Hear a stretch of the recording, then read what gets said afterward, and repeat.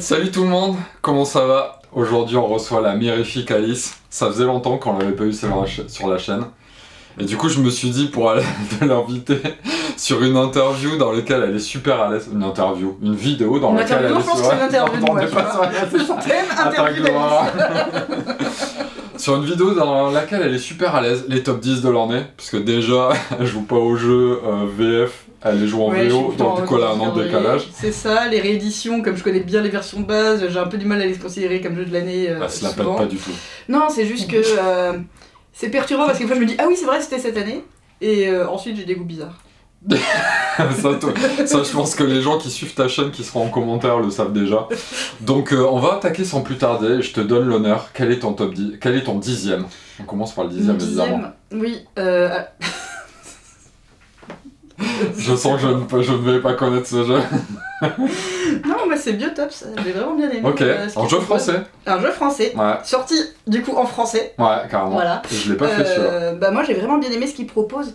Il y a un principe donc de backbuilding où on va avoir des cubes qui vont se rajouter qui sont en fait très thématiques parce qu'on va jouer un écosystème.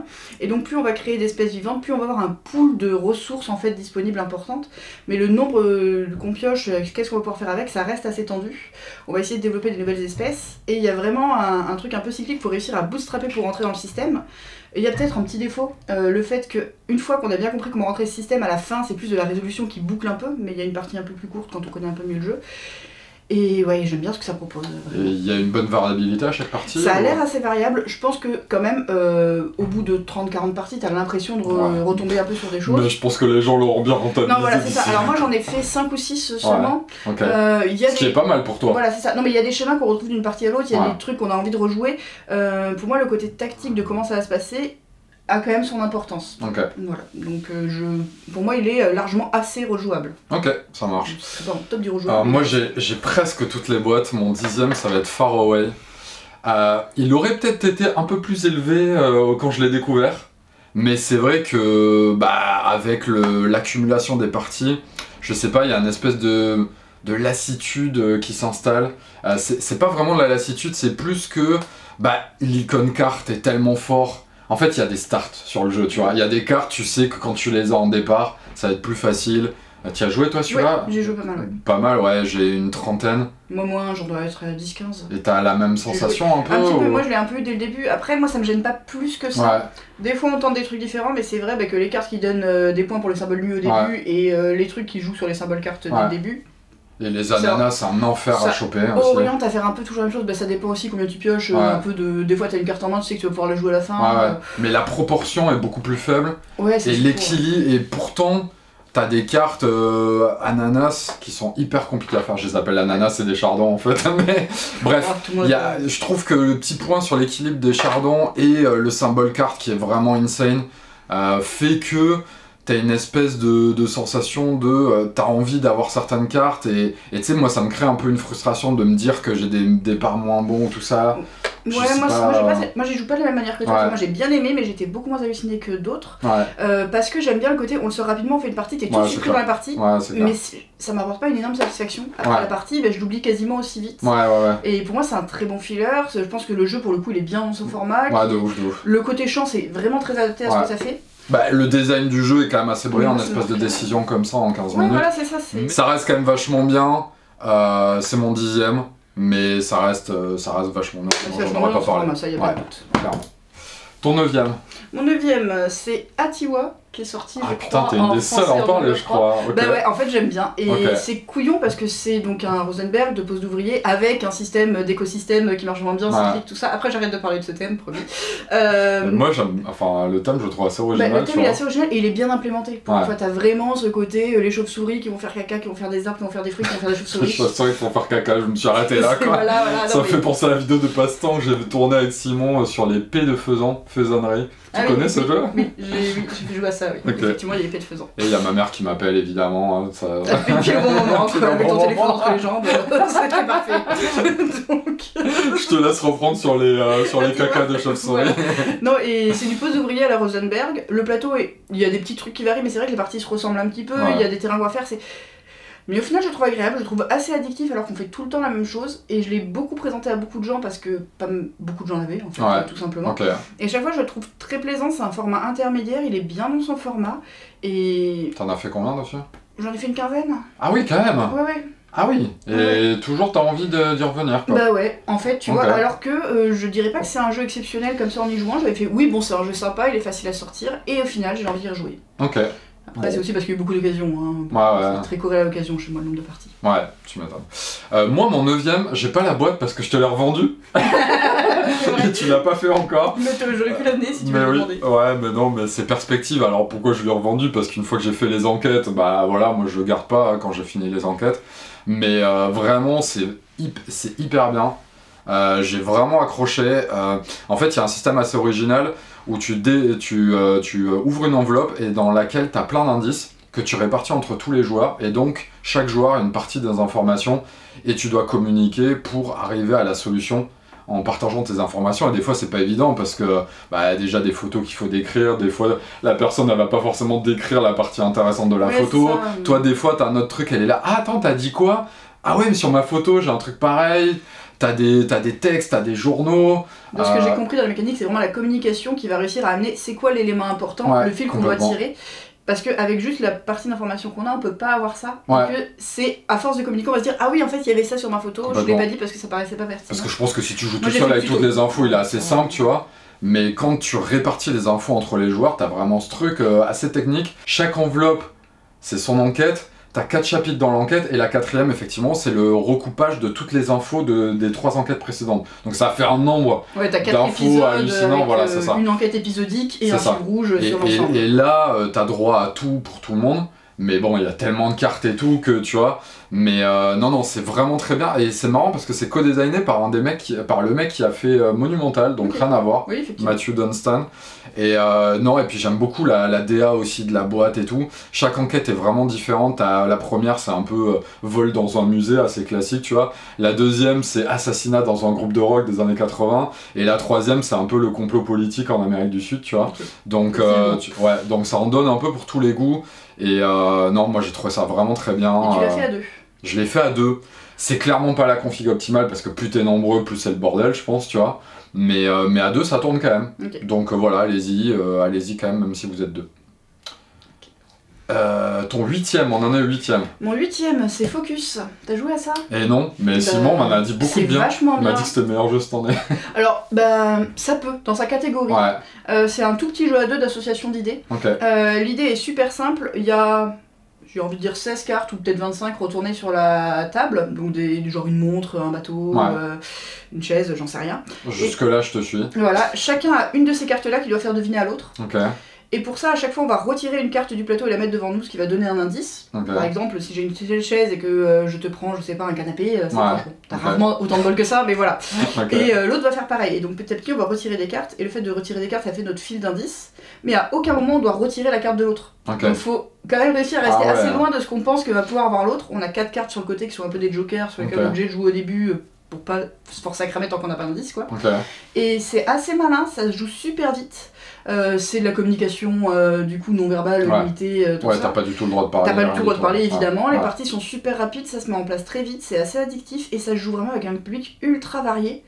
Et moi, le petit bonus, c'est que j'ai pu jouer avec des gens qui étaient moyennement francophones, qui aimaient pas trop les grosses règles, tout ça. Et il y a un côté immédiat, et la joie d'être dans le partage d'associations d'idées avec des gens où tu peux pas le faire verbalement, c'est aussi assez cool. Et il y a un thème Sherlock Holmes qui est existant et plutôt sympa, et plusieurs niveaux de jeu. Et pourquoi ils l'ont mis à 2 du coup Alors c'est vraiment uniquement à 2 parce qu'en fait, comme t'as le plateau central, à chaque fois tu retires une carte, puis à l'autre de retirer une carte. Et donc le système à plus, à 3 pour faire un truc triangulaire, je pense que ça marchait pas trop, mais on a essayé de le jouer à 3, c'était un peu foireux. Au final, on joue à 2 avec une seule carte, mais comme t'as pas le droit de discuter, c'est. Voilà, donc ça marche. Il est vraiment. T'en as fait pas mal dessus là du coup? Ouais, j'en ai fait une vingtaine, je pense, peut-être plus. Mais après, quand les parties sont très très courtes. Ça s'enchaîne assez facilement. Voilà, je te dis 20 s'il faut, j'en ai fait plus parce que je vais pas forcément toutes compter. Bien sûr. On peut monter à 50 en un week-end. Moi, mon 8ème, encore un autre jeu que je n'ai plus parce que je l'ai fini, c'est pas vraiment un jeu d'enquête. C'est Heredity, c'est français, je sais pas si t'en as entendu parler. Moi j'en entendais parler depuis un moment. Et je l'ai vu à Vichy, je l'ai vu plusieurs fois, je l'avais vu à Paris Ludique. Et ça me fait envie, mais je suis pas sûre que ce soit pour moi. Je vais essayer de répondre à cette question. En fait, c'est un système presque de reproduction de point and click Mm. de jeux vidéo, où en fait, t'as ta map qui se fait au fur et à mesure. T'as une ligne de temps aussi qui est une idée mécanique assez originale. J'ai pas fait la review d'ailleurs, mais elle va arriver du jeu, donc ça sera un peu plus complet à ce moment-là.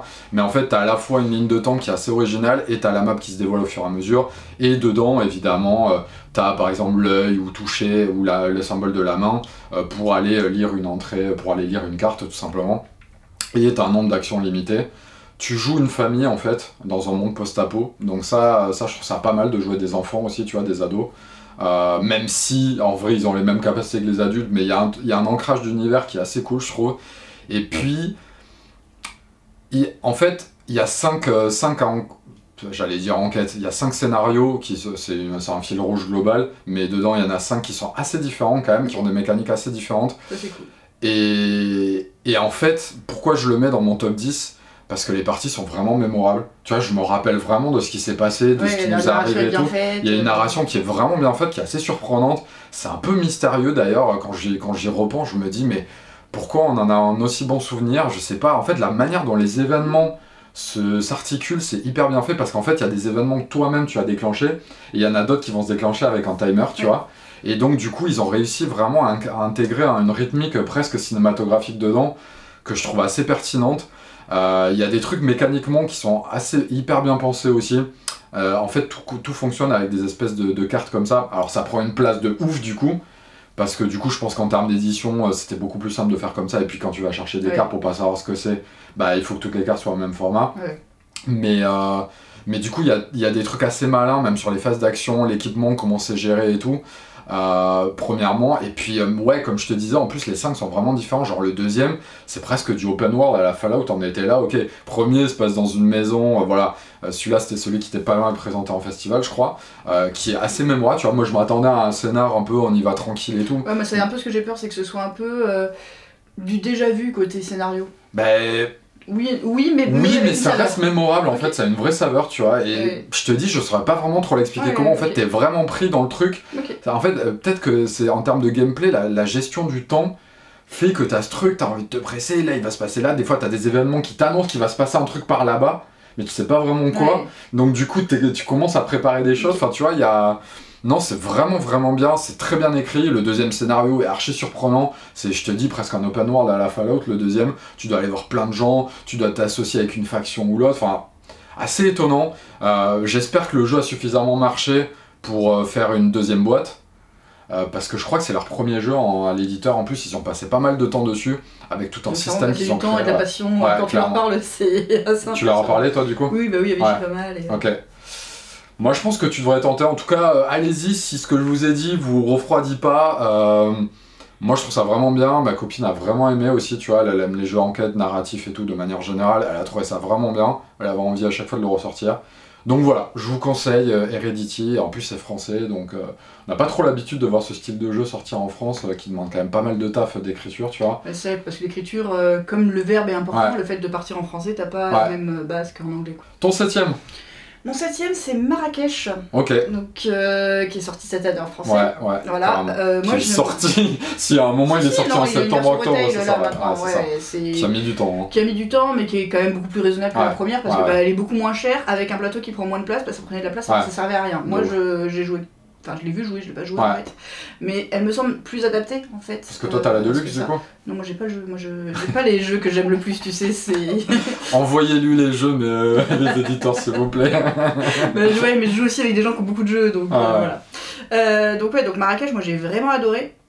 Il y a vraiment un système pour moi, donc on va choisir des actions qu'on va mettre ensemble dans une tour et qu'on va se répartir entre nous. Donc on va quand même déterminer quelle action on fait, mais comment est-ce qu'on augmente leur force. Il va y avoir cette part donc un petit peu arbitraire, un petit peu de choix, un petit peu de timing parce qu'on essaye, il y a une part de guessing mais qui n'est pas vraiment du guessing à l'américaine du tout, sur à quel moment si je donne ça, ça va avantager les autres plus que moi, à quel moment je vais réussir à récupérer ce qui moi m'intéresse un peu à contre-temps. Il y a clairement des axes qu'on a plus envie de faire au début, mais comme tout le monde a envie de les faire au début, si on arrive à prendre le contre-pied, ça se passe vraiment bien, et moi tous ces jeux on essaye de prendre le contre-pied de l'autre, c'est quelque chose que j'adore. C'est très feldien, voilà, il y a 12 actions qui se recoupent un petit peu mais pas trop, qui sont unitairement assez simples, mais c'est comment on va les assembler qui sont assez riches. Un truc que j'adore dans le jeu, pour moi qui est un des points qui me fait plaisir, c'est qu'il y a 3 âges avec les mêmes règles. Premier âge, deuxième âge, troisième âge, 3 manches en gros, comme dans beaucoup de jeux. Et là, il y a quelque chose qui se passe qui fait que tes objectifs à chaque manche vont être très différents. Et en fait, le feeling de ta première âge est vraiment pas le même que le deuxième, qui est vraiment pas le même que le troisième. Ah ouais, t'as senti ça toi? Ouais, Okay. le premier, tu mets en place un moteur et t'explores un peu qu'est-ce que tu vas mettre en place, un peu au petit bonheur la chance, en fonction de comment tu vas le faire. Le deuxième, t'essayes vraiment de pousser tes axes et de faire un truc qui va être rentable.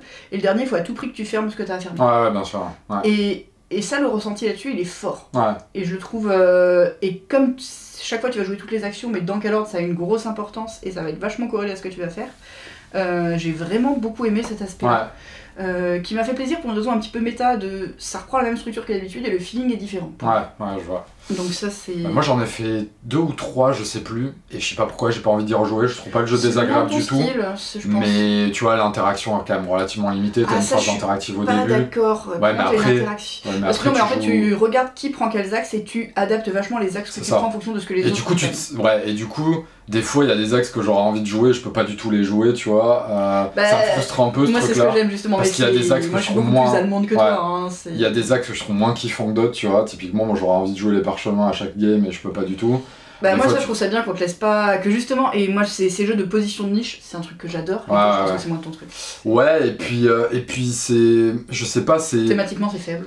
Thématiquement, ouais, c'est archi faible. Inexistant, enfin, voilà. Mais voilà, on sent que c'est un mec qui a des années de game design derrière lui et qui arrive à fonctionner à peu près n'importe quoi. Moi j'ai pas fait beaucoup de Stefan mais j'ai l'impression que ça reste quand même dans le haut du panier de ce qu'il a fait. En fait moi je trouve que c'est une nouvelle proposition, même si on pourrait avoir l'impression que non. Après moi je vais toujours préférer Bora Bora quand même, parce que moi c'est un de mes préférés, mais il y en a qui aiment moins. Mais tu le mets dans ses meilleurs designs ou quand même c'est un peu en dessous? Je pense que oui. Après je trouve qu'il a fait beaucoup de très bons designs sur des trucs très différents au final. Il a sa patte, mais il a fait plein de choses très varié autour de cette patte là que j'aime dans différents formats pour différentes raisons. Si, je trouve c'est un enfer à 4 aussi, jamais de la vie j'ai envie de jouer à 4, il y a tellement de phases de jeu en fait que... Alors moi à 4 j'aime bien, mais il faut que ce soit 4 joueurs qui accélèrent un peu quoi. En fait c'est un jeu qui est découpé en phases de jeu et il y a une phase de jeu dans laquelle tu joues dans ton coin une fois que t'as chopé les clichés et tout. Normalement ça une fois la résolution de ton action... ça dépend des gens, tu vois. Là où tu réfléchis c'est quand tu sélectionnes ton action, quand tu draftes un peu et ensuite la phase de résolution par personne, normalement elle va vite. Après moi j'ai fait les parties longues, moi je suis quand même plus patiente que toi, ça me dérange moins d'avoir des trucs. Et ce qui se passe pour une interaction à 4, je trouve beaucoup plus chouette qu'à 3 et surtout qu'à 2. Pour moi à 2, oui, clairement. C'est pas un jeu à 2. Clairement. Voilà. Mais voilà, je l'ai quand même trouvé très agréable, tu vois. Il y avait ce truc, mais j'ai pas eu cette excitation d'y retourner sans arrêt, tu vois. Mon 7ème, on va sortir la boîte, Beast, j'en ai fait une review sur la chaîne. Toi t'aimes pas trop, je sais. J'en ai fait qu'une partie, mais j'ai pas accroché. C'est du... Un joueur joue la bête, les autres joueurs jouent les chasseurs, il faut traquer la bête doit survivre. Les différences mécaniques vraiment là-dedans, c'est que tu as une phase de draft de cartes qui est assez cruciale dans le jeu, où le haut concerne les chasseurs, le bas concerne la bête, donc du coup à la fois tu veux en tant qu'équipe, quand tu joues les chasseurs, drafter les cartes qui vont bien combiner, et pas laisser des trucs à la bête aussi qui vont la ranger, donc du coup il y a vraiment pas mal de réflexion là-dessus. Et puis il y a un côté un petit peu RPG, où t'as ce truc à chaque manche, à chaque jour, tu vas pouvoir upgrader tes persos, la bête aussi. La bête a des trucs vraiment asymétriques, les persos aussi. Donc il y a quand même, c'est pas une méta, mais en tout cas il y a quand même une analyse de jeu qui est quand même assez dense, même si les règles de base sont quand même assez simples. Mais il y a une compréhension du jeu qui est un petit peu dense. Et puis la DA elle est absolument magnifique, donc ça gâche rien. Et il y a même une espèce de background d'univers derrière les bêtes et tout, qui concerne d'ailleurs certains chasseurs et tout. Il y a une écriture du jeu et de la DA qui est vraiment vraiment pertinente. Donc voilà, moi c'est mon 7ème. Ouais. Mais moi côté thème, moi je suis moins sensible à cet aspect là. La DA c'est vrai qu'elle est très chouette, il a une jolie présence, tout ça, il n'y a pas de doute. Moi ce que j'ai moins aimé c'est qu'il est assez technique en fait dans le draft. C'est plus un jeu technique où il va falloir connaître les cartes que jouer au feeling. Le côté RPG, un peu d'amélioration, moi j'ai été déçue dans la partie qu'on a faite, après on n'a fait qu'une, donc forcément voilà. Et j'ai eu l'impression qu'à un moment dans la track il y a un choix arbitraire. Je sais pas s'il est parti à droite ou à gauche, je vais essayer d'un côté, c'était pas là, tant pis. Et il y a... mais il y a des moyens de revenir de ça, enfin tu vois, c'est pas que les faits sur revenir, c'est la manière de faire le choix. C'est comme ça dans tous les jeux de track, non? Ça dépend, par exemple, alors un peu dans le même thème, mais la bête, pour le coup t'as pas ça parce que t'essayes de bloquer les différentes positions. Et des fois, tu fais un pari, mais tu te dis, ok, j'essaye de faire un pari le plus minimal possible, point de vue du nombre de possibilités. C'est un jeu de blocage de position en plus. Oui, voilà. Et là, t'as vraiment il peut être parti à droite ou à gauche, je fais un pari et j'essaye de te regarder dans le blanc des yeux en sachant ce que t'as fait, quoi. Et moi, ça me titille pas plus que ça. Oui, mais des fois, tu fais ce pari aussi, mais sachant que tu sais que t'as la carte derrière qui te permet de revenir. Après, quand tu draftes bien les cartes, tu t'ouvres des possibilités, tu fais des choses comme ça. Le fait aussi que le draft, je le trouve peu lisible parce qu'il y a beaucoup de cartes et c'est beaucoup une question d'équilibre, de combien on va avoir de déplacement, de tout ça et tout. Et je trouve ça pas facile à lire, qu'est-ce qu'il y a déjà dans la main de quoi pour s'en souvenir, tout ça. Bah, c'est pour ça que je dis que c'est un jeu assez technique sur une première partie. Technique, il y a un côté un peu laborieux, il faut être concentré, il faut être sur des choses de lecture en fait. Je suis d'accord, je suis d'accord. Qui moi, me plaisent un peu moins. Après, j'en ai fait qu'une partie, donc faudrait que je réessaye. Ton 6ème? Mon 6ème, c'était Discordia. Ok. Bah moi Discordia j'aime beaucoup, donc on a une ville qui essaye de grandir et de prospérer et on va avoir un afflux d'ouvriers immigrants qu'il va falloir foutre au boulot parce que le but c'est de ne plus avoir de chômeurs. Non mais c'est pas dit comme ça, mais c'est une économie, c'est une question de gestion d'économie et oui, bah on a un afflux de personnes vers la ville et il faut réussir à atteindre un équilibre économique avec tout le monde au boulot. Donc c'est vraiment un jeu où on va essayer de comboter un peu façon roll and ride, pour moi il y a un peu ce type de feeling. Ah ouais, c'est vrai, pour déclencher les bonus qui vont déclencher les bonus pour réussir à boucler son truc le plus vite possible. J'ai pas encore essayé l'extension, je devrais, mais je l'ai pas encore fait. Et pareil, il y a un truc que je trouve addictif, c'est un jeu auquel j'ai envie de revenir. Après, il est assez facile à sortir, il y a une fluidité dans ce que tu fais, dans l'enchaînement de tes actions. Je trouve que c'est un jeu qui est plaisant très facilement. Et je sais pas si c'est le jeu le plus profond, mais il y a un truc, j'ai envie d'y revenir vraiment activement. Du coup, clairement, je le mets dans mon top. J'en ai fait une dizaine, je pense, mais j'y ai joué en solo aussi. Parce que il a quand même ce côté qui se prête aussi au solo. La version solo avec les petits trucs à jouer sont assez légers, parce que moi, j'aime pas les solos où il y a un truc lourd. Vous avez des analyses solo du coup sur la chaîne, il y a que quand il y a Alice, clairement. Je vis toute seule, moi. Ouais, bah oui. Moi j'aime beaucoup, j'en ai fait une review et tout. Le souci, c'est que j'aimerais bien tester l'extension parce que j'ai l'impression qu'avec les plateaux asymétriques, ça règle un peu le problème de j'ai compris le jeu. Tu vois, moi, il y a un moment où vraiment j'avais tendance à tout le temps prendre les mêmes upgrades de la même manière, aller choper les trucs et tout. J'avais l'impression de jouer un peu une boucle. Il donne un peu envie de faire la même chose. Alors en fonction de l'objectif, tu vas t'orienter un petit peu différemment, tout ça. Le cœur du jeu reste un peu la même chose. Et puis tu vois les pelleteuses au début pour aller vite choper les upgrades et tout, tu vois. Ce qui n'est pas le cas, j'ai l'impression, avec l'extension, qu'on ne m'a pas envoyé parce qu'a priori il n'y en a pas beaucoup. Mais elle est moi je l'ai acheté mais je l'ai pas encore joué. Bah il faut la jouer du coup. Il y a combien de plateaux asymétriques? 7 ou 8 je crois, un truc comme ça, 6 de mémoire. Et de ce que j'ai vu sur les photos, ça a l'air, tu vois, d'équilibrer, d'orienter. De varier un peu ses parties. De varier clairement les parties. Avec quelques autres éléments qui permettent aussi de les varier. Et puis c'est un jeu aussi où quand tu comprends mieux le jeu que les autres, je dis pas qu'on est plus malin ou quoi, mais tu roules dessus, c'est vraiment, t'as l'impression de jouer tout seul à un stade de la partie, au début c'est tendu. Ça peut être frustrant pour d'autres, après tu fais quand même toujours des choses, mais tu peux finir vraiment à boucler plus vite que les autres, parce que le but c'est de boucler vite. C'est clair. C'est un jeu de petits de combo pur et dur quoi. Il a un vrai côté. Mais c'est un truc assez satisfaisant aussi d'arriver de dire ah ben voilà, on a fini la partie, salut, on range le jeu, tu vois, genre il y a un côté un peu satisfaisant là-dedans quoi. Du coup on est au 6ème, c'est ça? Toi c'était ton 6ème? Putain, elle va être longue cette vidéo, je vous préviens. Là, Edge of Innovation. Il n'est que 6ème, vous allez vous dire, parce qu'il y a plein d'autres trucs qui sont sortis, et puis Edge of Innovation, quelque part, il procure des sensations qu'il y avait déjà dans Terra Mystica et Projet Gaia, donc forcément, mais bon, voilà, ça reste excellent. La grande question, c'est qu'est-ce qu'on commence par acheter? Moi, je trouve qu'Edge of Innovation est un peu plus accessible que Projet Gaia. Moi, je mettrais Projet Gaia un peu au-dessus. Les règles, en tout cas, sont plus simples à expliquer. Moi, j'en ai fait qu'une d'Edge of Innovation, j'ai beaucoup aimé aussi. C'est vrai que moi, j'y ai pas pensé. En côté 2023, ça me vient pas à l'esprit. Et pourtant, il vient de sortir. Oui, mais c'est parce que voilà, j'ai joué à Terra Mystica, j'ai joué à Gaia Project, j'ai beaucoup joué à Gaia Project. Moi, je suis moins fan de Terra Mystica. Pareil. Parce et pourtant, celui-là, je l'aimais. Il a un côté plus technique, Terra Mystica, beaucoup de blocage, beaucoup de pas se planter. Et celui-là, je trouve qu'il a un côté plus satisfaisant. On est content d'avoir fait son truc, d'avoir. Il y a vraiment une vraie satisfaction à choisir son axe, à le jouer, à faire des choses. On a envie d'être dans le timing pour marquer des points, ce que je foire comme toujours. Mais il y a autre chose derrière qui lui donne du corps et qui fait que ah oui, cette partie, j'ai aimé ce que j'ai fait. Beaucoup plus pour moi que dans Terra Mystica où, à part jouer ton peuple, il y a moins ce côté aller vers l'avant. Et par contre, Il y a plus de trucs sur le plateau. Je pense que sur le plateau il peut être agressif aussi. Ouais, il est. Mais en fait, il y a cette espèce de dernière manche aussi qui ouvre pas mal le jeu où en fait, la tension que tu peux ressentir à Projet Gaïa sur les ressources, tu la sens moins ici. Il y a quand même plus moyen de faire facilement des ressources, même si tu peux être bloqué, évidemment, ça reste un euro assez tendu, hein, entendons-nous, mais du coup, il est un peu plus accessible que Projet Gaïa, je trouve. Voilà. Les pouvoirs sont plus simples, les règles sont plus simples, voilà. Mais je préfère quand même Projet Gaïa parce que je le trouve plus riche et correspond plus à ce que j'aime faire, notamment sur les pistes technologie et tout. Je trouve ça plus satisfaisant dans Projet Gaïa, tu vois. Ici, t'as ce truc des majos. Alors, j'ai l'impression que Projet Gaïa peut partir un peu plus dans tous les sens. Ouais. C'est un peu du cirque, hein, quand même, Projet Gaïa. Ouais. Après, C'est plus j'attends ouvert encore sur plus les de parties possibilités. pour vraiment savoir. Mais Bah, moi, j'en ai pense fait que, pas mal, j'ai dû en faire 10 quand même. parmi les 3 là, il y en a qui vont préférer chacun des 3. Et qu'il n'y a pas une vérité absolue sur lequel est le meilleur. Je pense pas. Clairement. Mais bon, si vous me connaissez un petit peu, je pense que vous pouvez aller plus vers Projet Gaïa, mais celui-là, pour introduire des gens... En fait, moi, celui-là aussi, pourquoi je l'ai pas mal joué, c'est parce que j'ai fait jouer des gens qui connaissent pas Projet Gaïa, et Projet Gaïa, il est dur à introduire quand t'as fait genre 100 parties dessus. Moi, je le trouve assez dur à introduire, j'ai envie de jouer avec des gens qui le connaissent déjà, et Age of Innovation, il a ce truc de port d'entrée qui est beaucoup plus accessible et simple, en fait, tu vois. Peut-être parce que tu aimes jouer aussi. Aussi, et puis je sais pas, il y a quand même un truc un peu plus simple là-dedans, c'est un peu moins rude sur les ressources et tout, tu vois. Alors après, c'est peut-être moi, hein, mais il est assez invitant quand tu vois le plateau.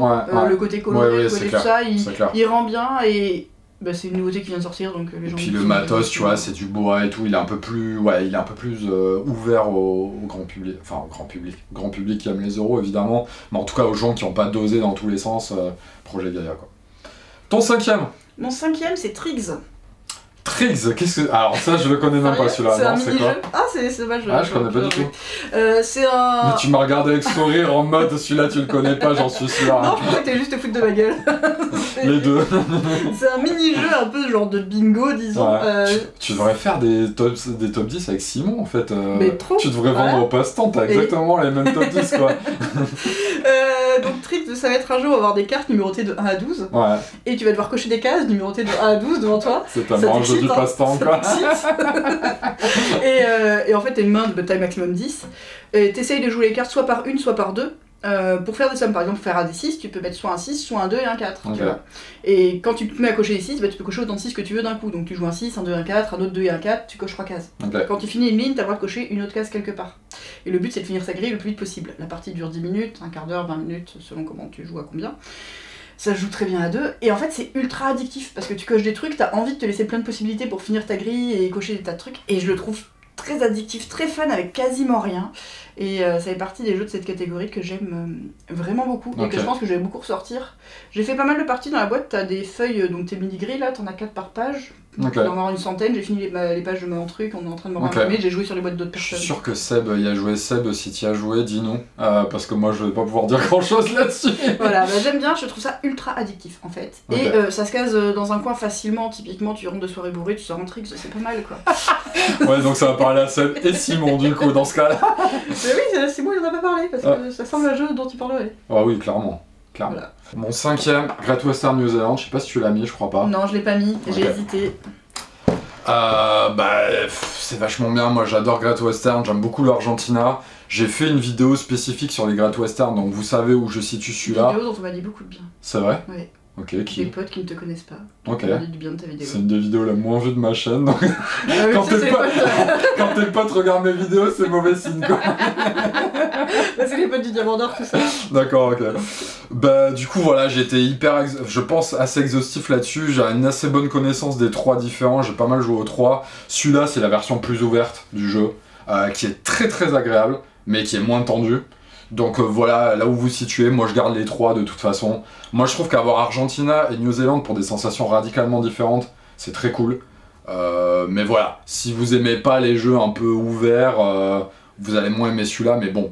En tout cas c'est le plus simple pour initier des gens qui connaissent pas le jeu, clairement. Peut-être. Il y a plus de règles un peu partout, mais il est tellement plus souple sur ce que tu peux faire dedans et tu peux tellement faire des trucs en t'amusant assez facilement. Tu t'amuses très vite. Voilà. C'est ce que alors moi j'en ai fait qu'une seule partie. Il est hyper gratifiant tout le temps, tu vois. Et j'en ai fait qu'une seule partie à 2, ce qui est pas la meilleure config. Elle est toute excitée, vous avez vu là? Ouais, si elle avait fait 3 parties dessus, elle aurait mis top en 1, je pense. Hein. Forcément. Sur les rééditions, j'ai un peu plus du mal. Enfin, la réédition, tu vois, les refontes, tout ça, de dire que c'est vraiment les meilleurs jeux de l'année quand c'est des trucs qu'on a un peu déjà vus. C'est tellement différent. C'est quand même tellement différent. Et justement, moi j'en ai fait qu'une partie à 2, j'ai beaucoup trop joué au premier, notamment à 2, et je m'en étais lassée à force d'avoir trop joué dans cette config. Parce qu'il est bien, mais au bout d'un moment on a fait le tour. Ouais, voilà, c'est mieux à 3-4, clairement. Et quand j'avais joué à Argentina, j'avais trouvé ça cool, mais ça n'avait pas non plus révolutionné le monde. J'avais pas adoré l'extension du premier qui a très bonne presse, tout ça, parce que je trouve que ça. En fait, ça force un peu un axe et que ça devient un peu répétitif. Ça détend le jeu de fou. Et là, on m'avait dit, ah, mais c'est celui-là, mais l'extension elle est mieux intégrée que dans le premier. Du coup, ça m'enthousiasme pas plus que ça parce que j'avais pas adoré cette extension. Et là, en y rejoignant, si, il y a vraiment plus de choses. C'est vrai que ce côté un peu parcours a plus de sens, il est très chouette. Il y a d'autres trucs, il y a du deck building avec. Le deck building a changé, il y a plein de trucs qui ont changé. Il prend une place par contre monstrueuse. Ouais, c'est clair, putain, il rentre plus sur ma table. Mais ouais, voilà, on jouait à 2, on avait pourtant une grande table, et ça, je trouve ça pénible. Ouais, j'avoue. Et à installer, c'est pénible, et tout ça. Mais j'ai très envie d'en refaire. Il y a des moutons. Et pour le coup, thématiquement, c'est là aussi le plus accessible à tout le monde parce qu'il est vraiment mignon. Oui. Je trouve qu'il est à la fois lisible et très joli, je trouve. Accessible à qui possède une table de 2 mètres sur 2 mètres. Voilà, c'est ça, mais théoriquement il est accessible à vos amis bourgeois qui aiment les jeux familiaux, on va le dire comme ça. Ouais, enfin accessible, on est quand même dans du jeu expert. Hein, oui, c'est clair. Mais à partir du moment où tu peux ingérer ce style de règles, qui n'est pas non plus. Mais après, quand il est accessible pour faire découvrir. C'est pas le premier euro que je présenterai à quelqu'un qui a jamais fait un euro de cette. Non, mais. Peut-être ça. Mais quand t'as fait des euros et que tu connais pas trop Great Western. C'est ça, voilà. Et que t'es quelqu'un qui aime les jeux relativement détendus, bah là tu vas trouver ton plaisir dedans, tu vois. Ce qui n'est pas du tout le cas du premier, où quand t'aimes les gens un peu détendus et tout, tu vas avoir l'impression de rien faire et de voir d'autres gens faire des boucles de ouf et toi galérer à faire des ventes toutes pétées, tu vois. Alors que là, tu vas faire du bateau, tu vas avoir un peu de deck building, tu vas monter sur des pistes, tu vas faire des trucs, tu vois. Tu vas pas l'impression d'avoir le couteau sous la gorge tout le temps, tu vois. Oui, puis c'est vrai qu'il y a un côté très satisfaisant. On a toujours l'impression de pouvoir faire des trucs très bien. Ouais. Même si c'est un peu de la merde, on a l'impression de faire des trucs très bien. Complètement. Ça, c'est cool. 4ème ? Mon 4ème, c'est Nucleum. Ok. Voilà, donc là ça va pas être le top de l'originalité, je crois. Non, c'est clair, j'en parlerai plus tard. Nucleum c'est bien, tout le monde en parle en boucle, voilà, on passe à la suite. Mais dis-moi peut-être un peu plus toi, parce que... alors j'ai adoré. T'as fait combien de parties? C'est quoi tes confis préférés? J'en ai pas fait plus, j'en ai fait 6-7 je crois. Je sais que je vais en refaire plein d'autres, j'ai absolument aucun doute là-dessus. J'ai surtout joué à 4, moi j'aime bien à 4 et moi de toute façon tous ces jeux où il y a du réseau, du plateau, je trouve que être un peu au max c'est plutôt cool. À 3 j'ai trouvé ça bien aussi ce qui s'y passe. J'ai pas encore fait assez de parties avec assez de joueurs très initiés pour avoir un avis extrêmement fin. Parce que je trouve vraiment que quand t'apprends le jeu est en plusieurs phases. Au début t'essayes de t'en sortir et de comprendre le système du jeu pour réussir à faire des trucs, première partie. Deuxième partie t'essayes de jouer ton plateau à fond. Et après là t'as plusieurs parties qui sont assez satisfaisantes quand tu vas jouer les différentes technos, de réussir à les jouer à fond, réussir à rentabiliser, et que tu connais les asymétries des autres et tout aussi. Ça pour moi c'est le stade d'après, tu vois. Quand tout le monde autour de la table s'est bien joué et que tu connais les asymétries des autres, c'est à la fois bien jouer ton plateau et empêcher que les autres le jouent trop. Et ça je l'ai pas encore fait. Parce que tu joues avec des nouveaux gens à chaque fois, c'est ça? Quasiment, tu vois, ou des nouveaux gens. Donc j'ai pas encore été dans une table où on connaissait tous très bien le jeu pour pouvoir jouer sur cette interaction des spécificités de plateau qui demande d'avoir fait quand même plusieurs parties avant. C'est clair. Mais je trouve que chacun de ces stades est amusant. Je suis persuadée que le suivant est amusant aussi, je l'ai pas encore. Moi le premier m'a pas trop amusé. La première partie, j'ai trouvé ça un peu. Moi j'aime beaucoup plus découvrir des jeux que toi aussi, mais il y a une vraie difficulté de règles quand même. Il faut aborder à expliquer, il est chiant, il est long à expliquer. Il faut prendre le temps parce que si tu vas trop vite, les gens se gaufrent. Et puis l'éditorialisation de certains trucs est un peu gênante, notamment la lisibilité des bâtiments sur une première partie, c'est un peu l'enfer. Il y a des trucs qui sont pas extrêmement lisibles, il y a des trucs qui sont pénibles à installer pour pas grand chose, il y a des trucs qui sont un peu. Il faut un insert, moi je suis en train d'être sur le coup. Voilà, il y a pas mal de choses qui peuvent être un frein au démarrage. Ça c'est clair et net. Après je trouve qu'il y a quand même toujours tout de suite un plaisir si on aime les jeux un peu hard quand même, parce que là pour le coup en jeu d'initiation j'ai joué une fois avec une joueuse qui avait moins l'habitude de ce genre de jeu et qui a déprimé en fait, parce que du coup elle faisait rien, elle se rendait bien compte qu'elle faisait rien, ça allait de pire en pire dans sa partie. C'est moins pire que Barrage quand même alors c'est différent. Moi, Barrage, il est très très punitif en termes de score, mais pour moi, tu continues de faire des choses quand même. Tu fais des choses un peu nulles, je sais pas trop. Mais les deux sont assez punitifs. Par contre, il y a moins le côté Barrage, ça peut être très très punitif. Tu fais des trucs, mais tu fais pas de points. Et après, quand tu joues face à des très bons joueurs, face à des moins bons joueurs, il va y avoir des écarts de score. Et les écarts de score à barrage sont vexants. Ouais. Quand t'as quelqu'un qui te met beaucoup de points dans la vue et que tu t'es aussi, battu, hein. non mais et que tu t'es battu pour parce que barrage est plus compétitif en fait sur la manière de mettre ça. Donc tu vas te battre et tu vas être vexé de faire moins bien. Nucleum, il y a des écarts de score qui peuvent être énormes. Tu peux marquer le double du point de quelqu'un. Ça a fait marrer les derniers joueurs à qui j'ai joué parce que j'avais fait un 260, 120, 240, 120, voilà. Et du coup, j'avais le double de leur score. Et ça a fait beaucoup rire. En plus, c'est le président du club qui m'a fait découvrir le jeu, tu vois, enfin vraiment historiquement. Et donc, il était mort de rire. Mais quand t'as fait la moitié du score de quelqu'un à Nucleum, t'as l'impression d'avoir fait des choses de ta partie. Tu peux être fier de ce que t'as fait. T'as fait des choses qu'on t'a réalisées et ok, on s'est fait rouler dessus et ça te fait marrer. Il est plus ouvert sur ce que tu peux faire. Tu peux pas te faire bloquer vraiment des actions. Alors, tu peux te faire bloquer des bouts de réseau, des trucs comme ça, et ça peut être un peu méchant. Ça arrive dans quelques parties quand les gens se sont vautrés, qu'ils ont pas réussi à vraiment démarrer ailleurs sur une usine, ça leur a coûté cher. Mais la frustration va être moins vexante que dans Barrage. Je trouve que dans Barrage, tu peux vraiment l'avoir un peu mauvaise d'avoir essayé de faire la compétition de ta partie et avoir fini 3ème en permanence et avoir rien fait du tout. Là, t'as pas ça. Tu peux ne pas être passé à côté de ta partie et faire un score de merde. C'est beau. J'en reparle plus tard, moi, pour le coup. Mon 4, la Familia. J'espère qu'il est dans ton top, je sais pas, me dis rien encore. Putain, il y est pas, quoi. La Familia, pour moi, c'est un indispensable de cette année, clairement. Pour le coup, tu me parlais, t'aimes pas mettre des rééditions et tout. Là, pour le coup, on a un jeu vraiment neuf qui ressemble à rien d'autre. Du 2 contre 2 en confrontation avec une phase de planif. Empreinte de plusieurs genres différents pour en faire un truc vraiment nouveau. Par exemple, si vous aimez pas spécialement les jeux de confrontation, moi ça a marché avec moi parce que le côté coop et parce qu'il y a une phase Eurogame au début de planification qui est vraiment très satisfaisante. Il y a une gestion de l'économie que j'aime beaucoup dans le jeu aussi. Voilà, que dire de plus, pareil, j'ai fait une review dessus. Toi, je sais pas si t'en as parlé. Moi j'en ai parlé rapidement, moi j'ai pas trop aimé. Voilà. Ok, ah oui, carrément, on en est là. Ok. Alors j'en ai fait qu'une partie. Bon, vous avez 2 tops très différents, je sais pas, on va peut-être avoir un seul jeu commun dans tous les top 10. Donc ça va. Moi j'ai pas trop aimé parce que c'est pas mon style de jeu. Okay, je vois pourquoi j'aime pas. Je trouve que ce qu'il fait, il le fait bien, je pense. Après, ça va être du contrôle, de la confrontation. J'aime bien certains jeux de confrontation, mais là ce serait de la confrontation sur du contrôle de territoire, de quelques territoires. Et du coup, ça va pas mal faire du ping-pong sur des positions et du déplaçage de frontières de quasiment rien. Et on se bat pour ça à chaque tour pour avoir dans le bon timing pile et on refait la même chose au tour d'après. Je trouve ça lassant. Je crois qu'on joue en 4 manches, c'est ça de mémoire. Moi, la 4ème manche, j'ai l'impression que c'était une redite qui était un peu chiant. Si ça va jusque là, parce que des fois tu roules sur l'adversaire. Et après, moi, le côté que j'aime moins, c'est un côté que j'aime pas dans les jeux de ce type, qui est du calcul exhaustif quand tu fais tes plans de qu'est-ce machin. Est-ce que ça, c'est. Il y a une manière de l'empêcher de passer. Ok, je vois bien qu'il veut faire ça ici. Quelles sont toutes les manières possibles? Si je fais telle et telle solution, qu'est-ce qui me reste autour? Il y a beaucoup ce côté décompte exhaustif que moi je trouve laborieux, qui m'amuse pas. Et dans cette catégorie, c'est bien. Mais il y a le faut pas faire d'erreur et faut penser à tout. Et notamment dans comment programme, de voir t'avais pas vu ça. Oui, mais bizarrement, moi je trouve que quand tu joues, tu peux quand même le jouer de manière un peu plus détendue sans forcément calculer partout et jouer au feeling. Et ça marche quand même. Après, moi je trouve ça frustrant en jouant au feeling parce que du coup t'es là, oui t'as fait ça, j'avais pas vu que tu pouvais le faire. Tu vois, c'est pas le j'ai mal réagi, c'est j'avais pas vu. Ça, il faut regarder effectivement. Voilà, et le voir et réfléchir. Mais ça m'amuse comme ça dans tous les jeux de confrontation, non?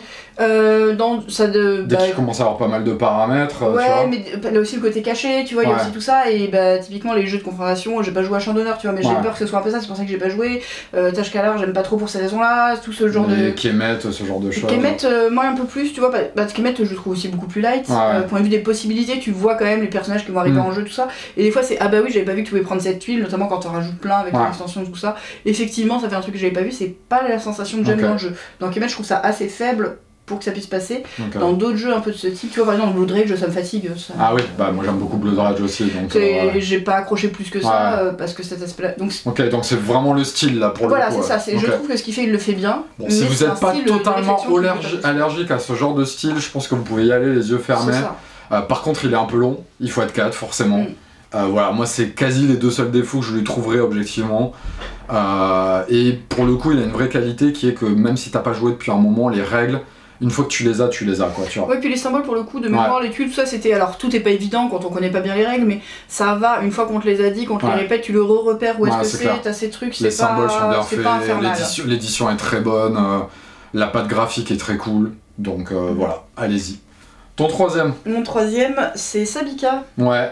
Qui est sorti cette année. Vache. Voilà, ça je sais que tu vas pas être d'accord La avec vache. Ah ouais, dur. moi j'aime beaucoup. T'en as fait combien? J'en ai fait, je sais plus, ça fait un moment en fait. Moi j'ai beaucoup, j'ai pas mais beaucoup plus de 10 quoi. Je suis pas sûre d'en faire plus de 10, non. Ok. Moins, je pense. Je Ça suis dans le m'étonne pas 6, du 7, coup. un truc comme ça. Ok. Bah non, parce que moi je sais que je pourrais rejouer vraiment pas mal. Ouais, là-dessus, c'est vrai, tu vois. Moi je vois tout à fait, c'est un style de jeu que j'aime bien. Et j'aime bien la tactique de comment est-ce qu'on va enchaîner les actions, c'est un truc qui me plaît beaucoup. Le système de roue à la garde, cela moi j'adore. Ça j'aime beaucoup, c'est vrai. J'aime bien ce qui se passe dans le timing, en plus il y a des choses où on n'a pas envie de payer tout de suite, mais en même temps ça nous laisse l'opportunité de faire un truc plus tard, qu'on n'est pas sûr d'avoir la possibilité de le faire plus tard sinon. J'aime vraiment bien. J'aime bien les jeux d'enchaînement d'action avec un gros mélange court terme, moyen terme, long terme. Et Sabika il répond quand même parfaitement à ça. Pour moi c'est... Voilà, la manière dont on fait les points, j'aime beaucoup. Il y a beaucoup de points qui sont assez indirects dans Sabika. Et que pour faire tes points, il faut avoir fait la bonne action au bon endroit pour aller récupérer le truc qui t'intéresse et avoir enchaîné les autres actions dessus. Le fait d'avoir de plus en plus d'actions, je trouve ça très cool. Les tours peuvent être un peu longs, mais moi ça me gêne beaucoup moins que toi. Quand on commence ça m'a pas choqué sur celui-là. Ouais, parce qu'on joue à 3-4, il y a des moments où c'est un peu pénible au point de vue 3, ça m'a pas trop choqué. C'est rare, hein, mais il y a une petite question aussi de tracking quand on a des gros enchaînements, de se dire mais pourquoi tu joues encore au fait voilà. Oui. Mais bon, c'est devenu tellement classique dans les euros aujourd'hui. Même l'euro sur lequel je bosse, c'est un phénomène qu'on a du mal à contrôler parce qu'en fait, dès que tu veux récompenser le joueur, bah tu te retrouves très facilement dans ce genre de boucle. Après, c'est pas tout le temps. Et ouais, pour moi, Sabika, il a un côté très satisfaisant de ce point de vue-là. Alors j'ai moins joué justement parce qu'il y a des gens qui aiment pas. Et comme tout le monde est pas ultra fan, j'ai du mal à en faire 150. Mais j'aime vraiment beaucoup ce qu'il propose, moi ça me plaît. Ben moi c'est pas que je l'ai pas aimé, c'est qu'au bout de 3 parties j'en avais fait le tour en fait. J'ai l'impression qu'il y a vraiment pas assez de variabilité pour changer réellement la sensation de jeu. Alors moi c'est pas sur les axes, c'est sur de la tactique et sur le fait de faire des enchaînements qui vont bien aller entre eux. C'est pas un jeu à axe de développement. Ouais mais j'arrivais à le faire enfin tu vois, j'arrivais à le faire sans trop de... C'est un jeu compétitif hein, donc ça arrive à le faire mais moins bien que celui à côté qui arrive aussi à le faire. Ouais je sais mais j'avais quand même la même sensation de jeu à chaque partie au bout d'un moment tu vois. C'est ça que j'adore. Ok. Voilà. Et après oui, si on a... C'est pas des parties qui se racontent. C'est un peu un jeu un peu tactique. Il y a vraiment ce côté tactique avec l'optimisation de points qui fait que moi je prends énormément de plaisir quand je fais la partie. Mais c'est pas un jeu, j'ai fait une partie mémorable la semaine dernière, faut que je te raconte. Non, ça arrivera pas sur Sabika quoi. C'est pas... Ok. Mon troisième, Darwin Journée. Il y a des gens peut-être qui vont sauter là, parce que déjà il y a beaucoup de gens qui étaient là sur le top Luciani, allez le voir. Ils étaient étonnés que Nucleum soit avant Darwin. Bon bah spoiler, Nucleum va être avant Darwin ici aussi. Non, j'aime beaucoup. J'aime vraiment beaucoup. Pour moi c'est le top enfin ça est dans le haut du panier de Luciani sans problème. Le truc c'est que... en fait, il y a deux trucs. Le jeu de base, j'en ai fait pas mal, j'ai dû en faire entre 15 et 20, quelque chose comme ça. Et j'ai plus une excitation énorme à le ressortir parce que voilà, je sais comment on joue. Quels que soient les joueurs, peut-être que si j'avais vraiment une table de fous furieux, compétitif et tout, j'y retrouverais une saveur différente. Mais maintenant, quand même, ce qui est un cas qui arrive quand même très rarement à 4, hein, tu vois, on va pas se le cacher.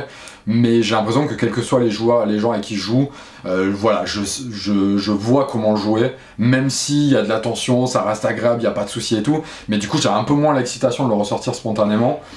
Ce qui pourrait être le cas avec l'extension qui amène plus de variabilité, mais pour moi l'extension amène des phénomènes d'enchaînement de combos qui est juste insupportable en fait. Pour moi ça dépasse les limites. Et en plus c'est des enchaînements d'actions qui sont parfois random parce que tu tires des cartes aventure lesquelles tu t'adaptes et qui vont potentiellement t'enchaîner d'autres snowballs ou alors rien du tout tu vois. Donc mais c'est vrai qu'elle est plus variable la map et elle a une contrainte sur la gestion d'une nouvelle ressource qui est le temps qui est cool. Mais pour moi, j'ai l'impression qu'ils n'ont pas eu le temps d'y passer le développement qu'il fallait. Après, c'était peut-être voulu en termes de game design de proposer deux sensations différentes.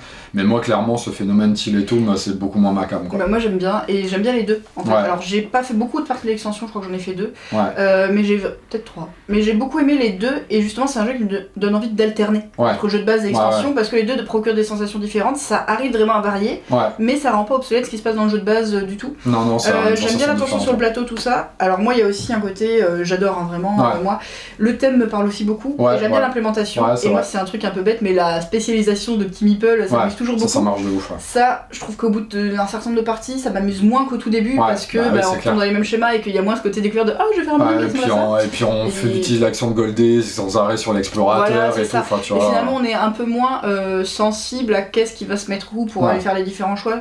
Il y a quand même plusieurs choses qui sont possibles. C'est aussi possible dans des parties à 4 avec des joueurs un peu compétitifs qui vont se tirer la bourre sur les meilleures actions, de prendre le contre-pied pour aller faire des points en faisant autre chose, et moi ça c'est quelque chose que j'aime beaucoup, comme j'ai déjà dit. Et tu joues beaucoup les petites tuiles aléatoires là, à chaque fois, à chaque partie, tu sais, t'as 6 tuiles d'action qui demandent des spécialisations différentes. Ça, c'est sur nos parties, c'est assez peu joué ces trucs-là. On les fait assez souvent, ouais. C'est vrai. Moi, je joue 1 ou 2 fois ponctuellement. Après, le fait d'avoir des bonhommes qui puissent les faire, il y en a qui sont fortes hein, quand même dans ces actions. Oui, mais des fois, t'es pas parti sur ces sauts-là. Des fois, t'es pas parti sur ces sauts-là, ça dépend à quel point t'as des sauts violets dans la partie aussi, parce que les sauts violets permettent beaucoup d'aller sur ces trucs-là. À la fois unique et répétitif. J'aime bien. Après, justement, je trouve qu'avec certains, ça peut te donner des parties un peu trop orientées sur une de ces actions que tu vas les faire 3-4 fois au début et que ça va vraiment orienter ta partie beaucoup. Mais ouais, donc j'aime vraiment beaucoup ce qu'ils proposent. J'aime bien comment on fait les animaux au musée, tout ça, ce qui va se passer. Mais j'aime bien ce qui se passe au musée. Mais la manière de faire les points avec les animaux du musée à la fin en multiplicateur de bouquins, je trouve qu'il lui manque un petit truc, tu vois. Peut-être. Parce que ça fait une différence de points. Hein, ça prend pas le pas sur les combos non plus. Bien sûr. Et voilà, il y a peut-être un truc là-dessus. Mais globalement, j'aime beaucoup ce qui s'y passe. Et c'est pour ça que moi je trouve qu'il y a un côté arbitraire au top, tu vois. Parce que entre celui lequel je préfère. En vrai, je sais pas dire, il est dans ton top du coup. Ah, très bien. Allons-y, passons à ton deuxième. Est-ce que c'est lui? Non. Oh putain, c'est ton premier. La vache. Ça pourrait être ton deuxième, c'est ça. Alors, mon deuxième, c'est pas forcément le jeu que je trouve être le meilleur. Mais c'est un jeu que je trouve extrêmement plaisant. J'ai envie de revenir en sans arrêt, c'est Revive. Revive qui a plein de défauts. Tu vois, en fait, tu devrais bosser au passe-temps, c'est le jeu préféré de Simon en Eurogame. Il a plein de défauts, mais il a un côté ultra addictif et facile à sortir. Qui fait que déjà c'est celui que j'ai le plus joué, je pense. Ah ouais, c'est vrai, combien? Je sais plus, environ une quinzaine, tu vois, je pense, un truc comme ça, peut-être un peu plus. J'ai pas encore essayé l'extension non plus, parce que là je suis à la bourre sur les extensions, parce que je joue au Diamant d'Or dernièrement. Ça se la pète instant au point. Il est Darwin d'ailleurs au Diamant d'Or cette année, ou c'était l'année dernière? Il est sélectionnable cette année. Ok, ça marche. Mais on ne dira pas. Alors de toute façon, moi j'ai pas les résultats, je sais pas ce que votent les autres. Je pense qu'il a ses chances d'être dans les 8. Je pense que Nucleum et Darwin, ça va être 2 gros compétiteurs cette année, clairement. Alors après, moi j'ai envie de. Tu vois, si tu fais des pronos, je peux arriver dessus. Après, on est quand même 50, je crois, à voter sur les présélections, tout ça, et je connais les opinions de 4 personnes, donc on verra bien. Donc Revive. Qu'est-ce qui t'excite là-dedans sur 15 parties? Alors, dans Revive, il y a déjà le fait qu'en fonction de ton peuple, en fonction du setting de plateau, et en fonction d'un truc un peu aléatoire de comment ça se passe en début de partie, tu vas pousser des axes qui sont à chaque fois différents. C'est vraiment un jeu de rush et un jeu de course pour aller à l'objectif sur une partie qui est courte. Elles sont pas très longues au final, les parties. Ça peut jouer en 1h30 quand les gens boostent un peu. Et ce côté rush et pam, ça s'arrête un peu soudain. Alors, faut quand même le jouer pour moi en partie longue qui donne en gros un tour de plus, mais qui donne l'impression de satisfaction et de truc complet. C'est un truc que j'aime. C'est dans les règles ça, la partie longue? Je me rappelle plus de ce truc là. Dans les règles, tu mets un artefact de plus de chaque couleur. Je crois qu'on le faisait aussi comme ça. Parce que la partie courte elle est violente, ça s'arrête, t'es en mode. En vrai, en général, tu fais qu'un tour de plus en partie longue, mais ça te donne l'impression d'avoir bouclé ton truc. Et en gros, tu te spécialises vers un truc, tu fais ce que tu as à faire, et pouf, la partie finie. Il n'y a rien de trop. Ça, j'aime vraiment bien. Il y a des fois des spécialisations sur lesquelles on a envie d'aller, ça n'a pas bien marché comme on voulait, et c'est une frustration que je trouve agréable, parce que du coup, on doit se réorienter vers quelque chose, il y a de l'opportunisme quand même pas mal. Il y a pas mal de possibilités à ton tour, mais ce que tu veux faire reste assez fluide, et je le trouve juste addictif. Voilà. Et je suis bien d'accord qu'il a des défauts. Moi, les déséquilibres de peuple me gênent pas tellement, plus que ça. Les déséquilibres de setting, le fait d'avoir des grosses sources de points une fois que tu les visualises un peu, d'aller viser le bon truc au bon moment, tout ça, je trouve ça assez chouette. Après, c'est un peu dommage parce qu'il y a des trucs qu'on joue peut-être un petit peu moins. Mais ouais, vraiment, en plaisir de jeu, il y a une immédiateté du plaisir dans Revive pour moi. C'est marrant parce que moi, je passais totalement à côté. C'est là qu'on voit qu'on a des profils assez différents aussi, mais. Je je me suis fait chier quoi, vraiment j'avais l'impression que c'était hyper basique dans ce que tu pouvais faire malgré le fait qu'il y a beaucoup de trucs asymétriques, beaucoup de variabilité théorique, même les cartes tu vois par exemple les cartes c'est juste des effets de gagnage de ressources avec les mêmes illustrations. Alors globalement les cartes elles servent juste à gagner des ressources et c'est juste les actions de à quel moment tu vas mettre une maison à quel endroit pour aller piquer la position pour avoir la vampeuse pour aller sur la suite. Hein. C'est un jeu concentré pour aller courir vers un ou deux objectifs, aller finir un ou deux actes qui sont hyper basique en termes de core design en fait, malgré le fait qu'on a l'impression qu'il y a beaucoup de choses en fait. Moi c'est son point fort, c'est qu'il a un core design avec 3 ou 4 axes de scoring, de la course sur le plateau pour aller au bon endroit. Sur un jeu familial ça me va, sur un euro ça m'ennuie en fait quoi tu vois. Bah pour moi il est un peu entre les deux, il est pas si gros que ça. Alors après ça va plutôt se désigner un public d'Eurogamer, mais moi je le joue comme un jeu léger entre Eurogamer. Ok, je rebondirai pas plus dessus parce que ça fait 1 an et demi que j'y ai pas joué, donc mon avis maintenant il est un peu dilué, plus très pertinent, mais j'en avais parlé sur des vidéos à l'époque, de manière plus extensive. Mais vraiment, tu vois, rien que d'en me parler, j'ai envie de m'endormir en fait. Ça me renvoie à cette sensation que j'ai eue en y jouant, tu vois. Pourtant, il peps comme jeu quoi, enfin, les tours vont vite. Hein. Ouais, je sais, mais bon, je trouvais ça vraiment pas intéressant ce que je faisais dedans, tu vois. Mon deuxième, c'est un jeu nettement plus excitant. Nettement plus long aussi. Je sais pas ce que c'est. C'est Etherfield, ouais, y a pas le nom sur la boîte. J'en ai fait une grosse review dessus. Si, y a le nom, c'est écrit là. Ouais, voilà, alors faut très bien le voir. Magnifique illustration. La boîte pèse 2 tonnes, hein, je suis déjà en train de perdre mes bras. C'est un jeu narratif de Awaken Realms, dans lequel tu explores des rêves. Tu es dans le monde des rêves, en fait, la réalité a explosé.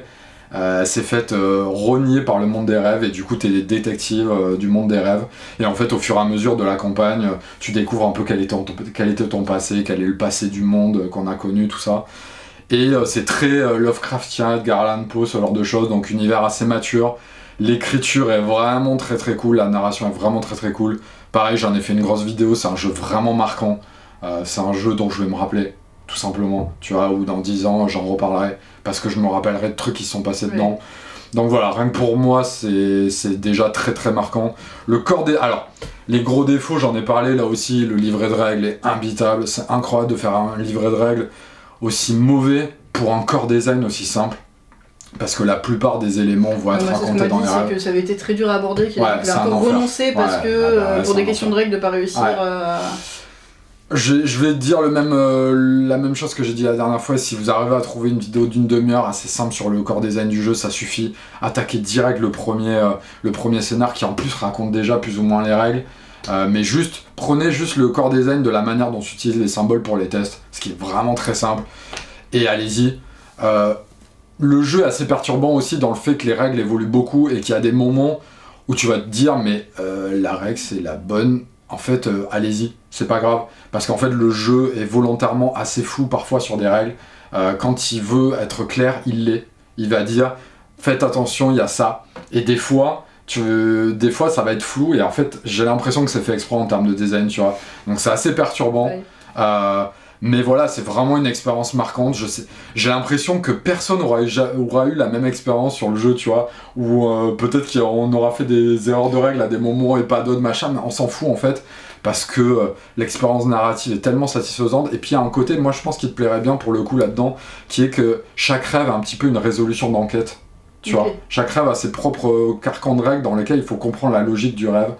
Mais c'est plus ça qui est intéressant en fait quoi. Après, moi j'ai peur que ce soit un peu trop bac à sable, qu'il n'y ait pas des objectifs assez clairs, qu'il n'y ait pas une tension, qu'il n'y ait pas... Bah, au bout d'un moment, clairement, la difficulté du jeu elle s'efface un petit peu. Mais pas forcément la difficulté, plus dans le fait... Non, si, ça te dit là où il faut aller, les rêves, tu dois aller là-bas. Ouais, voilà, non. Le côté un peu trop libre de tu sais pas trop ce que tu dois faire. Non, si, ça c'est assez guidé là-dessus pour le coup. Non, ça pose vraiment pas de soucis. Bon, pour finir, là, parce qu'il y a 2 chapitres dedans et le jeu prend un temps colossal, tu vois. Clairement, c'est mieux d'avoir une table dédiée à ça et s'y remettre régulièrement. Mais oui, ici, pour finir le chapitre 1, je crois qu'il y a une clé qui est pas forcément évidente à trouver, mais bon, voilà, il y a des FAQ. C'est du pur coop, ouais. Okay. Ouais, qui peut se faire en solo. Ouais, c'est un peu ma question, parce que sur les narratifs, pour le coup, c'est là où le solo, je trouve ça un peu pertinent. Non, ouais, tu peux complètement faire du solo. C'est pas comme à Gloomhaven où t'as vraiment des synergies de personnages et que t'es obligé de jouer 2 personnages au moins. Ouais, moi ça me gêne pas forcément quand c'est. Mais voilà, qu'au point de vue sensation, des fois t'as des jeux où tout seul tu vas perdre en sensation. Par exemple, les gros jeux d'enquête, tu vois, Sherlock Holmes Detective Conseil en solo, j'aime pas trop.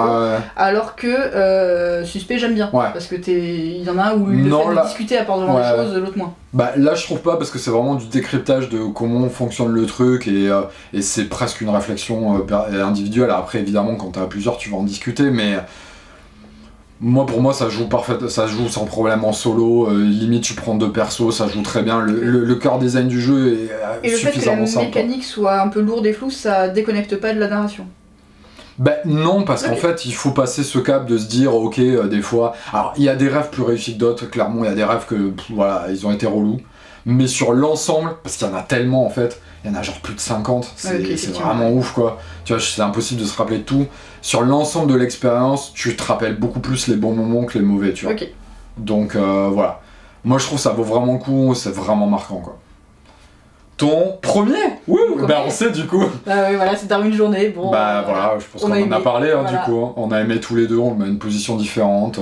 Ouais après moi sur la position, ça va tellement dépendre de l'humeur, de la face de la lune et de... Bah oui, toi la position dépend beaucoup de l'humeur du coup. Et de la face de la lune aussi. Fallait bien que ça parte en couille à la fin. Voilà, que dire de plus, bah Darwin on est d'accord pour dire que c'est un excellent jeu, toi tu le mets en premier. Bah voilà, le premier c'est Nucleum. Je pense que c'est incontestable, malgré le fait que tu les mets en 4ème honteusement. Parce que t'as pas joué avec les mêmes joueurs assez régulièrement, je pense. Peut-être, mais en fait... Si on avait joué ensemble, je pense que t'aurais fait comme barrage et on aurait beaucoup joué ensemble. Alors pour moi, ça a peu de sens, parce que finalement, mes 5 meilleurs jeux de l'année, je sais que c'est des jeux que j'ai envie de ressortir bien sûr, régulièrement. Tu les mettras à des positions différentes. Et que avec la bonne table de joueurs, on me dit tu sors ça, je dis ok, dans tous les cas, je sais que c'est des jeux que je vais garder longtemps, que je vais jouer beaucoup, que je vais prendre plaisir à chaque partie. Elle est très premier degré, je la chambrais évidemment. Non mais voilà, Nucleum, pareil, j'en ai fait une grosse review. Ne vous arrêtez pas à la première partie qui peut être douloureuse dans la lisibilité de ce que le jeu attend ou de ce que vous arrivez à vous sortir dedans. La première partie peut être assez perturbante. Pour le coup, c'est ça qui est marrant, c'est qu'on l'a comparé beaucoup à d'autres jeux, mais au final, l'ensemble des mécaniques donne une sensation vraiment unique, je trouve. Vraiment unique, mais alors à la fois unique et pas non plus déstabilisant. C'est vraiment du pur euro où on a envie d'optimiser nos actes, pour faire plus de trucs. Le fait de résoudre un truc va toujours nous donner un bonus qui va nous donner autre chose. On va bonifier les actions pour refaire plus de choses. On est vraiment dans du pur euro. C'est pour ça que moi je trouve que Brass c'est pas la même sensation de jeu, parce que Brass c'est pas du pur euro, alors que Barrage on a quand même cette sensation là. Après sur les règles tout ça, oui on peut trouver des similitudes, mais on peut trouver des similitudes entre plein d'euros. Je pense que là sur 50% des listes mais tu vois, c'est ce que je disais, je trouve qu'il y a presque plus un côté course à la Great Western, notamment par ce système à la fin de scoring. À chaque manche quand tu recharges comment ça score, et puis il y a vraiment ce truc, voilà, il faut, comme c'est une fin variable, il y a vraiment ce truc de checker autour, ok les conditions de fin, où on en est, où est le tempo du jeu. La fin est variable, mais elle arrive vite. En fait, on met longtemps à se développer au début, et une fois qu'on commence à faire des trucs super forts, la fin de partie arrive vite, mais au moment où la fin de partie arrive, on se rend compte qu'on a fait à peu près ce qu'on avait à faire. Mais ça peut être perturbant justement sur les premières parties, parce qu'on a du mal à capter le tempo du jeu au début. Le tempo est très bizarre, et... Alors ça c'est peut-être aussi dû aux différences de niveau autour de la table quand tu fais découvrir à des gens, mais moi c'est un côté un peu frustrant et c'est pour ça que pour le moment il est plus bas. C'est que quand t'arrives à la fin de la partie j'ai l'impression d'avoir fait un peu tout ce que j'avais à faire et qu'à la fin je fais des actions qui valent des points, mais voilà. Et il n'y a pas ce côté frustrant de ah j'aurais aimé faire ça en plus, mais exactement comme Great Western, quand tu joues avec des gens qui connaissent pas Great Western, tu fais 130, 140 et à la fin tu t'emmerdes parce que t'as plus rien à faire. Alors là, mais quand même, au bout d'un moment, quand tu fais des actions fortes, mécaniquement, ça va déclencher la fin de la partie aussi. Oui. Voilà. Mais quand même, il y a des vraies différences. Moi, je le vois, mais je fais des vraies différences de score quand je joue avec des gens qui connaissent pas le jeu et des gens qui connaissent. Énormément. C'est pour ça, tu vois, j'attends d'y rejouer plus. Vraiment. Mais voilà, il y a ce côté à la fin de partie, et je me pose aussi la question, toi qui as peut-être joué plus. Sûrement même. Très certainement joué plus. On a chacun notre plateau, et j'ai un peu l'impression que quand on a le même plateau, qu'on va faire le même axe, on va un peu répéter un peu les mêmes schémas, les mêmes buts d'une partie à l'autre, que c'est quand même pas mal orienté par notre plateau de techno. Le comment est intéressant dans tous les cas, ça y a pas de doute, en fonction d'où sont les usines au début, de ce qui se passe, de tout ça. Mais j'ai un peu peur de cette surspécialisation vers nos actions. Bah, il y a un petit peu ça, clairement, la tuile techno niveau 3 va te spécialiser, c'est évident. Mais du coup... Et puis l'ensemble des 3 bonus, quand tu fais les actions, t'as une action qui est Oui, mais bonifiée. c'est vraiment la techno 3 qui spécialise Oui, en fait, quoi, tu Oui, vois. mais c'est lié aux... Oui, oui, bien sûr, bien sûr. Mais la techno 3, c'est elle qui amène une grosse asymétrie, qui casse une grosse règle du jeu pour chaque faction. Surtout, par exemple, la faction qu'on appelle la faction Wi-Fi de l'énergie, où t'as plus besoin de connexion. Là, ça change vraiment la dynamique du jeu.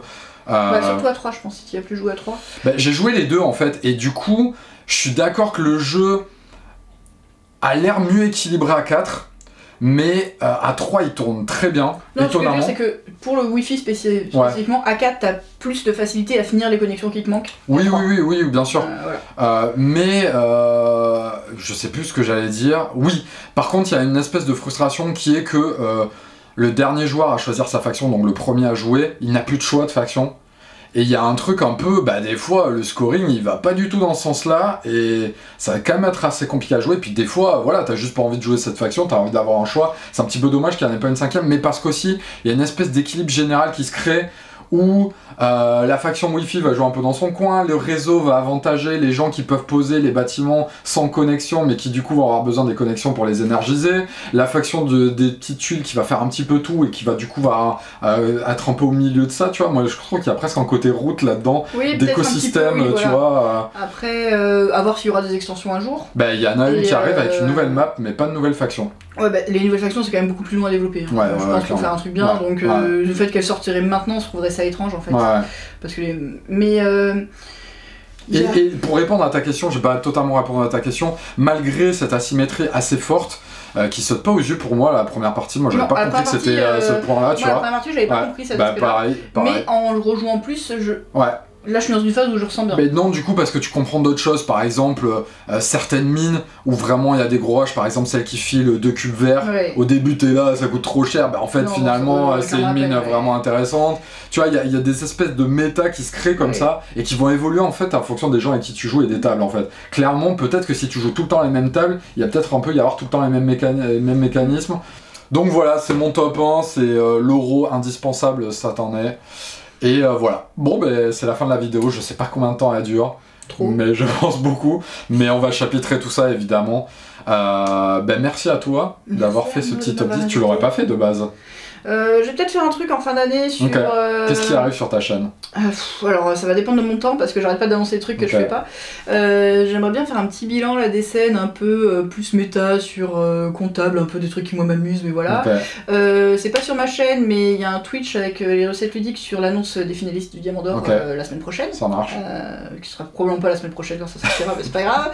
Et moi j'aimerais bien faire un peu en fin d'année, un peu comme j'avais fait les Eurogames de l'année. Alors pour moi de l'année donc à l'international, donc pas forcément ceux qui sont sortis, pas les mêmes du coup, a Ouais. priori. C'est un peu ce que j'en ai pensé, un peu faire des survols. J'aimerais bien faire des vidéos un peu plus sur des jeux, parce que ça fait longtemps que j'ai pas fait des vidéos sur des jeux précis, je manque Ok. de temps. Si quelqu'un peut m'offrir du temps. De l'argent, te financer. Ben voilà, si quelqu'un veut me Quelqu'un- payer à plein temps pour... Bon, je réitère la demande, moi. Ouais, en ce moment c'est compliqué côté Ouais, boulot et c'est côté ça. vie perso, et du coup, Ouais. je fais moins de trucs. Et toi, qu'est-ce qui arrive sur ta chaîne, Arnaud? Bah non, mais moi ça va être relativement calme. Là, je vais faire une grosse vidéo. Alors déjà, oui, si, j'ai quand même une interview. J'étais la semaine dernière avec Régis Bonessé, qui est en train de créer Altered, qui avait vendu Libellude à Asmodée, et qui a monté Equinox, du coup, pour faire un CCG.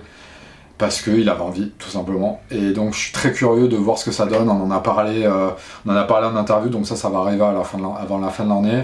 J'ai fait une vidéo avec Boris, comme toi aussi, là, sur Luciani. On a parlé de Luciani. Qui va sortir bientôt. Ouais, qui sort sur sa À chaîne. peu près en même temps que celle-là, non? Oui, je pense. Et puis je vais faire une vidéo pour parler de tous les jeux que j'ai reçus en fin d'année, que j'ai pas eu le temps. Donc ça là va être très exhaustive. Et puis voilà, ça sera déjà pas mal. Et après il y aura la petite pause hivernale. Et puis voilà. On vous fait des gros bisous. À très bientôt. Bisous, Ciao. à bientôt.